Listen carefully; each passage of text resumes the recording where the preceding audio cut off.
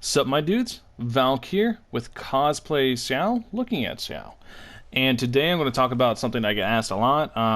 My thoughts on 3-star weapons, like I think Halberd is one people really want me to talk about, White Tassel, etc.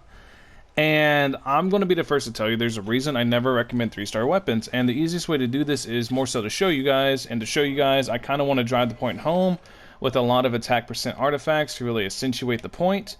So what I'm going to do is throw 3 attack percent artifacts on my Kaching so you guys can see the massive difference in what I'm talking about. The more attack percent you have, the better it is. So first things first, the most important thing to note, and the most important difference between 4-star, 5-star, 3-star, whatever, is base attack. The most important thing to note between the two is base attack. As you can see by the level 80 Blackcliff pole here, it is around 230 roughly base attack less than the Skyward Spine. Obviously, Beginner's Protector is way less. So if you don't have so much attack percent, this isn't as true, but it still matters. I'll cut down the attack percent to show you guys, but I really want to drive the point home on how much base attack matters and how big of a stat it is for you guys, and why I never actually recommend 3-star weapons. I recommend saving up your Star Glitter for maybe a Blackcliff, or using a prototype Star Glitter until you can save up enough Star Glitter from summoning to get a Blackcliff polearm, or using the Royal Spear, which I'll make a video on here in a few days. As the Royal Spear gets closer to rotation inside the shop, I'll make a video on the Royal Spear so you guys can get my thoughts on it, and really how I feel about that weapon as a whole. So if we look at base attack here, we can look, and with Xingling, with 3 attack percent artifacts, has 1250 attack with the 185 base attack.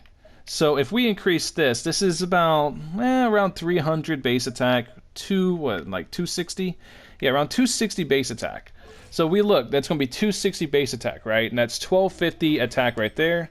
So if we go here, we increase it by 260 base attack. That's the only thing being increased right now. Watch how much this goes up. 2,000. That's almost 700. No, that's a little more than 700 actually. It's 750. So you guys can see like how big that jump is right there, right? So then, to drive the point home a little bit more, what we're going to do is I'm going to do it now with the Skyward Spine, which is 230 base attack more. So this is why I always tell you guys 5-star greater than 4-star, 4-star greater than 3-star, etc. Simply because the base stats, of course, there are always exceptions to the rules. There are going to be characters that use 4 stars better than 5 stars, but base attack, base stats are extremely important for building up your attack percent, and always depends on what your build needs, because you really want a weapon that complements your build.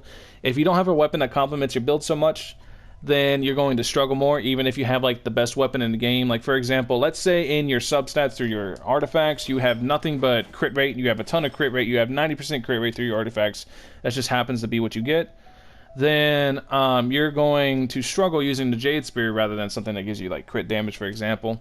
It all depends on what your build needs, but in the end, you always want to use, for the most part, you want to use 5 stars over 4 stars, 4 stars over 3 stars, etc. So now that we can see this is 2K, let's go to Switch. We go up, what is this, 230 more base attack.